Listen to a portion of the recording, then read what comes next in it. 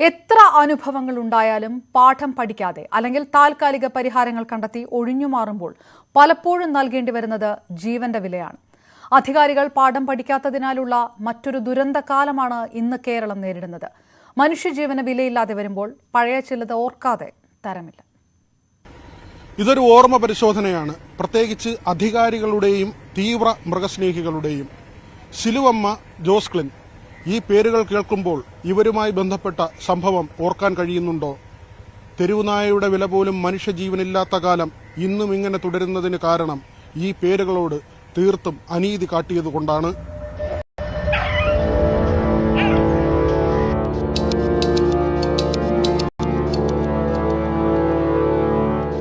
കുറച്ചു വർഷങ്ങൾക്ക് മുൻപ്, കൃത്യമായി പറഞ്ഞാൽ 2016 ഓഗസ്റ്റ് 18 രാത്രിയായിരുന്നു വിഴിഞ്ഞം പുല്ലുവിളയിൽ ശിലുവമ്മ എന്ന 65-കാരി മത്സ്യത്തൊഴിലാളി സ്ത്രീയെ തെരുവ് നായ്ക്കൾ കടിച്ചുകീറി കൊന്നത്.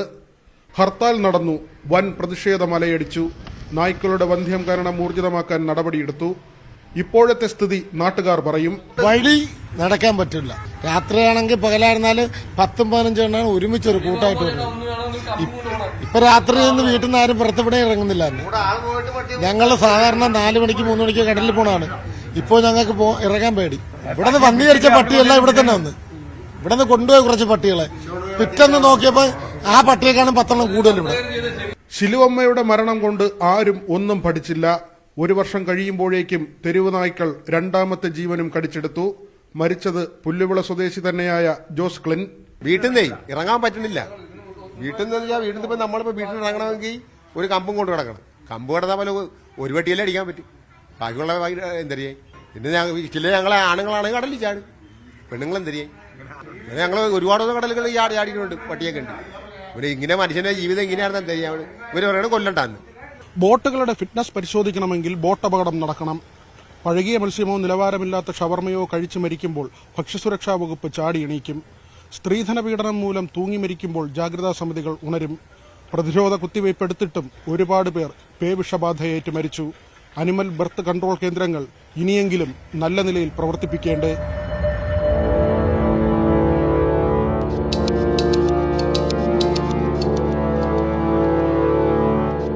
ഹരിതകർമ്മസേന ശേഖരിക്കുന്ന മാലിന്യമാണ് ഈ കൂട്ടിയിട്ടിരിക്കുന്നത്. നായ്ക്കളെ വന്ധ്യംകരിക്കാൻ നിർമ്മിച്ച് ഇപ്പോൾ പ്രവർത്തിക്കാത്ത തലസ്ഥാന ജില്ലയിലെ ഏറ്റവും വലിയ അനിമൽ ബർത്ത് കൺട്രോൾ കേന്ദ്രമാണ് മാലിന്യ ശേഖരണത്തിനുള്ള ഇടമായി മാറിയത്. സ്ഥലം തിരുവല്ലം വണ്ടിത്തടം മൃഗാശുപത്രി വളപ്പ്.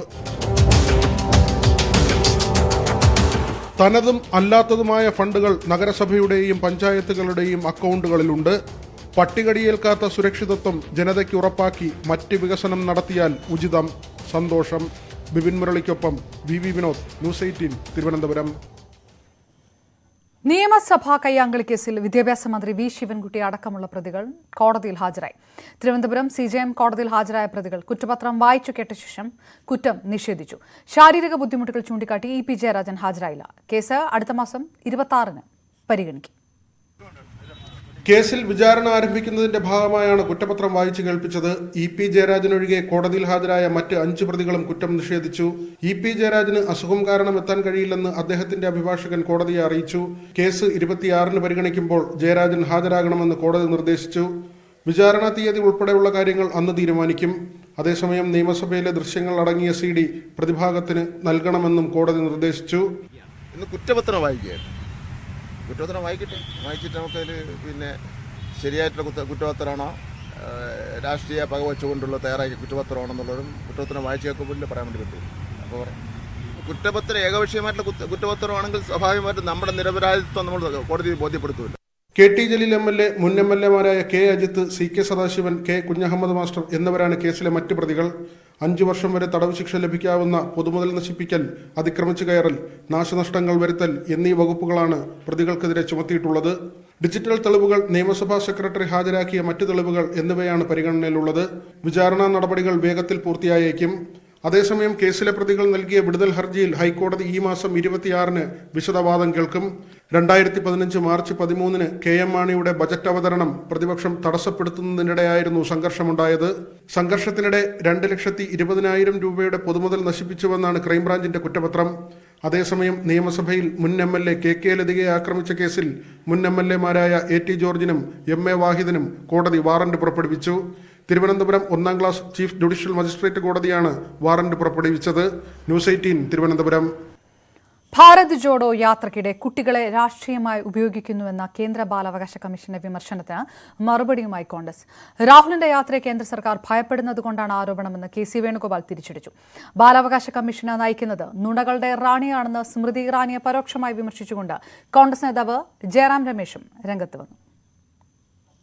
ഭാരത് ജോഡോ യാത്രയ്ക്കിടെ കുട്ടികളെ രാഷ്ട്രീയ പ്രചാരണത്തിന് ഉപയോഗിക്കുന്നു എന്ന ആരോപണത്തെ ശക്തമായി പ്രതിരോധിക്കുകയാണ് കോൺഗ്രസ്. ആരോപണം കേന്ദ്ര സർക്കാർ യാത്രയെ ഭയപ്പെടുന്നത് മൂലമാണെന്ന് കോൺഗ്രസ് നേതൃത്വം തിരിച്ചടിച്ചു. പദയാത്രയിൽ കുട്ടികളെ പങ്കെടുപ്പിച്ചിട്ടില്ല. ശക്തമായി മുന്നോട്ടു പോകുമെന്നും AICC general secretary KC Venugopal. ജാഥ തുടങ്ങിയ അന്ന് മുതൽ ഓരോ കാര്യങ്ങൾ കൊച്ചു കാര്യങ്ങൾ പറഞ്ഞ് ഈ ജാഥയെ അവർ ഭയങ്കരമായി ഭയപ്പെടുന്നു. വലിയ രീതിയിൽ ഭയപ്പെടുന്നുണ്ട്. അതിന്റേതായിട്ടുള്ള പ്രചരണമാണ് അവർ നടത്തിക്കൊണ്ടിരിക്കുന്നത്. പക്ഷെ ഞങ്ങൾ നിർഭയമായിട്ട് മുന്നോട്ട് പോകും. The show must go. Bharat Jodo യാത്രയ്ക്കിടെ ജവഹർ ബാൽ മഞ്ചിന്റെ ഭാഗമായ കുട്ടികളുമായി രാഹുൽ ഗാന്ധി ആശയവിനിമയം നടത്തി. പലയിടത്തു വെച്ചും കുട്ടികൾ യാത്രയുടെ ഭാഗമാവുകയും ചെയ്തു. ഇതിനെതിരെയാണ് കേന്ദ്ര ബാലാവകാശ കമ്മീഷൻ രംഗത്തെത്തിയത്. രാഷ്ട്രീയ പ്രചാരണത്തിന് കുട്ടികളെ ഉപയോഗിക്കുന്നതിനെതിരെ തെരഞ്ഞെടുപ്പ് കമ്മീഷനോട് നടപടിയെടുക്കാനാണ് കമ്മീഷൻ ആവശ്യപ്പെട്ടത്. അതേസമയം ബാലാവകാശ കമ്മീഷനെ നയിക്കുന്നത് നുണകളുടെ റാണിയാണെന്ന് കേന്ദ്രമന്ത്രി സ്മൃതി ഇറാനിക്കെതിരെ കോൺഗ്രസ് നേതാവ് ജയറാം രമേശ് പരോക്ഷ വിമർശനം ഉന്നയിച്ചു. ന്യൂസ് 18 തിരുവനന്തപുരം. രാഹുൽ ഗാന്ധി നയിക്കുന്ന ഭാരത് ജോഡോ യാത്രയുടെ കേരള പര്യടനം 4ാം ദിനത്തിൽ. രാവിലെ തിരുവനന്തപുരം നാവായിക്കുളത്ത് നിന്ന് ആരംഭിച്ച യാത്ര ജില്ലയിലെ പര്യടനം പൂർത്തിയാക്കി കൊല്ലം ജില്ലയിൽ പ്രവേശിച്ചു. പാരിപ്പടി മുക്കടയിൽ കൊല്ലം DCCയുടെ നേതൃത്വത്തിൽ യാത്രയ്ക്ക് സ്വീകരണം നൽകി.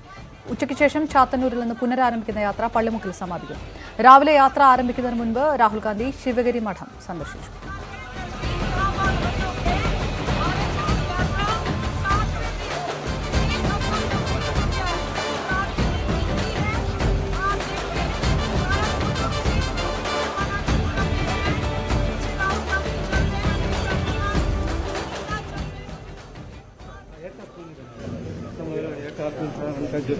ये सरकार ने बनाया ये प्राइवेट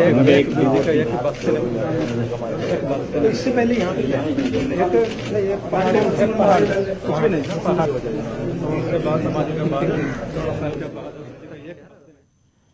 KPCC അധ്യക്ഷനായി K സുധാകരൻ തന്നെ തുടരും. അധ്യക്ഷ തെരഞ്ഞെടുപ്പിന്റെ ഔദ്യോഗിക നടപടിക്രമങ്ങൾക്കായി നാളെ ജനറൽ ബോഡി യോഗം വിളിച്ചിട്ടുണ്ടെങ്കിലും തെരഞ്ഞെടുപ്പ് ഒഴിവാക്കാനാണ് നേതൃതലത്തിലെ ധാരണ. പുതിയതായി തെരഞ്ഞെടുക്കപ്പെട്ട KPCC അംഗങ്ങളുടെ പട്ടിക പുറത്തുവിട്ടിട്ടില്ലെങ്കിലും അംഗങ്ങളെയെല്ലാം നേരിട്ട് വിളിച്ച് യോഗത്തിനെത്താൻ ആവശ്യപ്പെട്ടിട്ടുണ്ട്.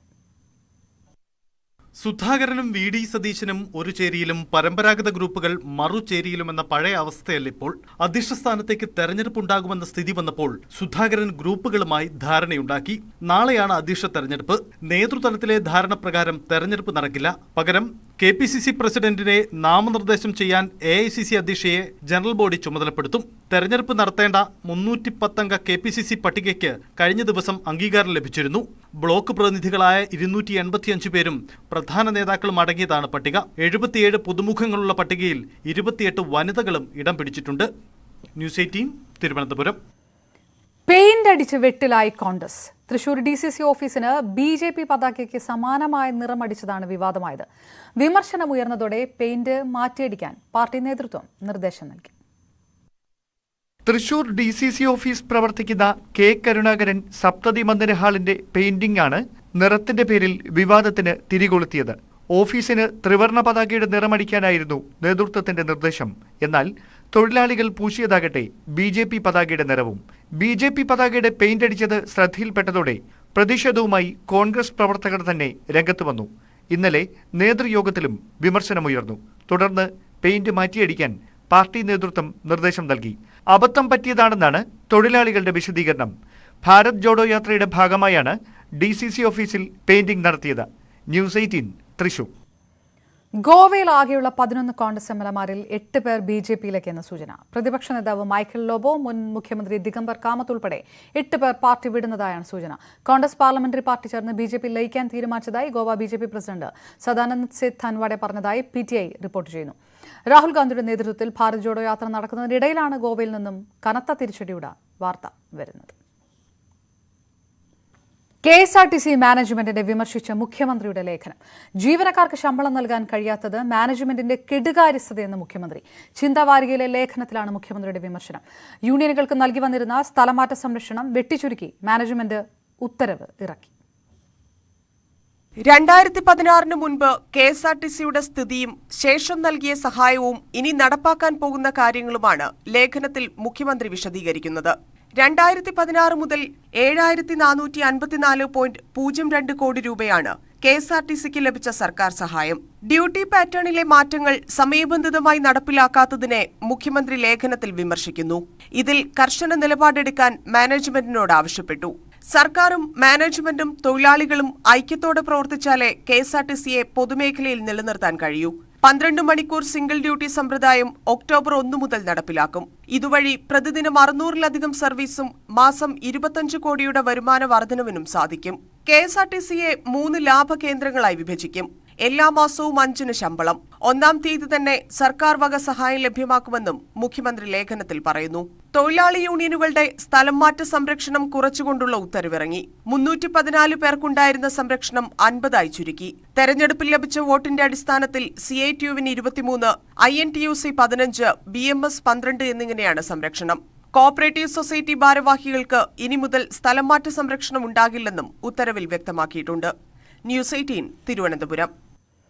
കണ്ണൂർ പാനൂരിൽ വാടക വീട്ടിൽ നിന്നും ഇറക്കിവിട്ടതിനെ തുടർന്ന് കുടുംബം പോലീസ് സ്റ്റേഷനിൽ അഭയം നേടി. വേങ്ങാട് സ്വദേശികളായ സജിത്തും ശോഭയുമാണ് കുട്ടികൾക്കൊപ്പം സ്റ്റേഷനിലെത്തിയത്. കണ്ണൂരിൽ ഭവന വായ്പ തിരിച്ചടയ്ക്കാത്തത് മൂലം ഒരു കുടുംബത്തെ കേരള ബാങ്ക് ഇറക്കിവിട്ട സംഭവത്തിന് പുറകെയാണ് സജിത്തിന്റെ ദുരവസ്ഥയും പുറത്തുവരുന്നത്. ഒരു മാസം മുമ്പാണ് മേലേച്ചമ്പാട് വാടക വീട്ടിൽ സജിത്തും ഭാര്യ ശോഭയും 2 കുട്ടികളും താമസം തുടങ്ങിയത്. അഡ്വാൻസ് തുകയായ 10,000 രൂപ ഒരു മാസമായിട്ടും ലഭിക്കാത്തതിനെ തുടർന്ന് വീട്ടുടമ വീട് പൂട്ടുകയായിരുന്നു. സജിത്തും ശോഭയും ഇല്ലാത്തപ്പോഴാണ് വീട് പൂട്ടിയത് എന്നാണ് പരാതി. 3-ാം ക്ലാസ്സിലും 5-ാം ക്ലാസ്സിലും പഠിക്കുന്ന കുട്ടികൾ സ്കൂളിൽ നിന്ന് മടങ്ങിയെത്തിയതോടെ വീടിന് പുറത്തായി. രാത്രിയോടെ കുടുംബം പോലീസ് സ്റ്റേഷനിൽ അഭയം തേടി. യൂത്ത് കെയർ കണ്ണൂർ ജില്ലാ കോർഡിനേറ്റർ OT നവാസ് കുടുംബത്തിന് നിർമ്മാണത്തിലിരിക്കുന്ന കെട്ടിടത്തിൽ താൽക്കാലിക സൗകര്യം ഒരുക്കി. താൽക്കാലികമായിട്ട് ഇവിടെ ഒരു താമസ സൗകര്യം ചെയ്തു കൊടുത്തിട്ടുണ്ട്. ഇനിയിപ്പോൾ ഇന്ന് ഈ വാടക കൊടുക്കാതെ ഇവർ പറയുന്നത് വെച്ച് കഴിഞ്ഞാൽ ഒരു മാസത്തെ വാടക പോലും ഇല്ല കൊടുക്കാൻ. അതുകൊണ്ട് നമ്മൾ ഇറക്കി വിട്ടതെന്നാണ് പറയുന്നത്. അതിന്ന് പോലീസ് കൂടുതൽ അന്വേഷിച്ചിട്ട് ഇവരുമായിട്ട് സംസാരിച്ചിട്ട് വേണ്ട നടപടികൾ എടുക്കുമെന്നാണ് പോലീസ് സ്റ്റേഷനുമായിട്ട് ബന്ധപ്പെട്ടപ്പോൾ പറഞ്ഞത്. ഹോട്ടൽ തൊഴിലാളിയാണ് സജിത്ത്. ശോഭ വീട്ടുജോലിയെടുക്കുന്നു. താമസിക്കാൻ ഒരു സ്ഥിരം സംവിധാനം പോലീസും സന്നദ്ധ പ്രവർത്തകരും ഒരുക്കുമെന്ന പ്രതീക്ഷയിലാണ് കുടുംബം. ന്യൂസ് 18 കണ്ണൂർ. അട്ടപ്പാടി മധു കൊലക്കേസിൽ ഒരാൾ കൂടി കൂറുമാറി. 29-ാം സാക്ഷി സുനിൽകുമാറാണ് കൂറുമാറിയത്. മധുവിനെ വനത്തിൽ നിന്ന് പിടിച്ചുകൊണ്ടുവരുന്നത് കണ്ടുവെന്നായിരുന്നു ഇയാൾ നേരത്തെ നൽകിയിരുന്ന മൊഴി. എന്നാൽ ഇക്കാര്യം വിസ്താരവേളയിൽ നിഷേധിച്ചു. ഇതോടെ കേസിൽ കൂറുമാറുന്നവരുടെ എണ്ണം 15ആയി. ഇന്നലെ 67-ാം സാക്ഷി സൈതലവിയും കൂറുമാറിയിരുന്നു. ഇതുവരെ വിസ്തരിച്ചതിൽ 6 പേർ മാത്രമാണ് പ്രോസിക്യൂഷനൊപ്പം നിന്നത്. കേസിലാകെ 122 സാക്ഷികളാണ് ഉള്ളത്. കായംകുളം താലൂക്ക് ആശുപത്രിയിൽ ക്രിമിനലുകളെ ഏറ്റുമുട്ടിയ സംഭവത്തിൽ CPM പ്രാദേശിക നേതാക്കൾക്കെതിരെ നടപടി. ബ്രാഞ്ച് സെക്രട്ടറിമാരടക്കം 4 പേരെ പാർട്ടിയിൽ നിന്ന് സസ്പെൻഡ് ചെയ്തു. ഇവരുൾപ്പെടെ 12 പേർക്കെതിരെ ജാമ്യമില്ലാ വകുപ്പ് പ്രകാരം പോലീസ് കേസെടുത്തിട്ടുണ്ട്. കഴിഞ്ഞ വെള്ളിയാഴ്ചയാണ് നടപടിക്കാസ്പദമായ സംഭവം. കായംകുളം താലൂക്ക് ആശുപത്രി മുറ്റത്ത് ഗുണ്ടാ സംഘങ്ങൾ ചേരിതിരിഞ്ഞ് ഏറ്റുമുട്ടുകയായിരുന്നു. സംഘട്ടനത്തിൽ പരിക്കേറ്റ സുരേഷ് എന്നയാൾ ആശുപത്രിക്കുള്ളിലേക്ക് ഓടിക്കയറി. പിന്തുടർന്നെത്തിയവർ അവിടെയും അക്രമം തുടർന്നു. സംഭവത്തിൽ ആശുപത്രി ഉപകരണങ്ങൾ ഉൾപ്പെടെ തല്ലി തകർത്തു. 3 മണിയോടുകൂടി 2 സംഘമായിട്ടെത്തിയ ഒരു 10-12 പേർ OPയിലേക്ക് ഓടി വരികയും അകത്ത് കയറി അവിടുത്തെ കസേരയും ഉപകരണങ്ങളും ഉപയോഗിച്ച് ചില്ലൊക്കെ തല്ലി പൊട്ടിക്കുകയും അവിടെ ഭീകരാന്തരീക്ഷം സൃഷ്ടിക്കുകയുമാണ് ഉണ്ടായത്. ബ്രാഞ്ച് സെക്രട്ടറിമാരായ Arunanthappan, Sudheer Yusuf, DYFI block vice president Sajid, party അംഗം വിനോദ് എന്നിവർ സംഭവത്തിൽ ഉൾപ്പെട്ടതായാണ് കണ്ടെത്തൽ. സംസ്ഥാന സെക്രട്ടേറിയറ്റ് അംഗം സജി ചെറിയാന്റെയും ജില്ലാ സെക്രട്ടറി R നാസറിന്റെയും നേതൃത്വത്തിൽ ചേർന്ന യോഗത്തിലാണ് സംഘടനാ നടപടി. 2-അംഗ അന്വേഷണ കമ്മീഷനെയും നിയോഗിച്ചിട്ടുണ്ട്. കായംകുളത്തെ CPM നേതൃത്വത്തിന് ഗുണ്ടാ സംഘങ്ങളുമായി അടുത്ത ബന്ധമുണ്ടെന്ന് നേരത്തെ തന്നെ ആരോപണമുയർന്നിട്ടുണ്ട്. ന്യൂസ് 18 ആലപ്പുഴ. 2026ഓടുകൂടി സംസ്ഥാനത്തെ ഭൂരിഭാഗം റോഡും BM&BSC ആക്കുമെന്ന് പൊതുമരാമത്ത് മന്ത്രി PA Muhammad Riyas. Running contract ബോർഡുകൾ കൃത്യമാണോ എന്ന് പരിശോധിക്കും. 20-ാം തീയതി മുതൽ എല്ലാ ജില്ലകളിലും പ്രത്യേക ടീമിനെ നിയമിച്ച് പരിശോധന ആരംഭിക്കും. റോഡുകളിൽ കുഴിയുണ്ടാകുന്നതിന് കാലാവസ്ഥയും തെറ്റായ പ്രവണതയും കാരണമാണെന്നും മന്ത്രി പറഞ്ഞു. ഈ മാസം 20-ാം തീയതി മുതൽ 14 ജില്ലകളിലും ഒരു സ്പെഷ്യൽ ചെക്കിംഗ് ടീം 14 ജില്ലകളിലും ഇതിൻ്റെ പരിശോധന നടത്തും.